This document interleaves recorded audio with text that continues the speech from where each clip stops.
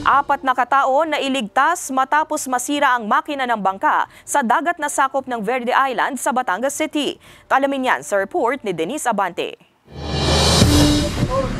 Palutang-lutang sa gitna ng karagatang sakop ng Verde Island ang 4 na kataong ito malapit sa kanilang bangka nang mapadaan ng isang barkong patungo sa Batangas City mag-aalas 5 ng hapon kahapon. Ayon sa Coast Guard Station Batangas mula sa Isla Verde pauwi na sana sa Batangas City, ang 4 na katao nang magkaroon ng problema ang makina ng kanilang bangka.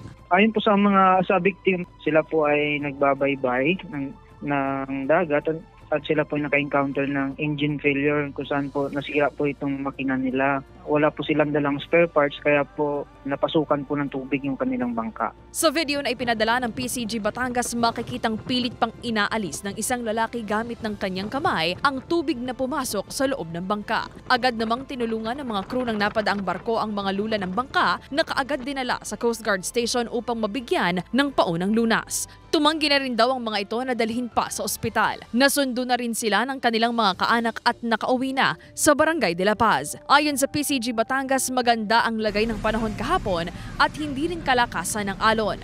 Paalala nila sa mga maglalayag, kapag kayo po ay maglayag, lalo sa maliliit na mga bangka, siguraduhin pong nasa maayos po ang ating makina. At siguraduhin meron po tayong dalang mga spare parts na sa ganoon kung masiraan po magawan po ng paraan. Sinisikap pa ng GMA Regional TV Balitang Southern Tagalog na makipag-ugnayan sa mga lula ng bangka para sa kanilang bahayag.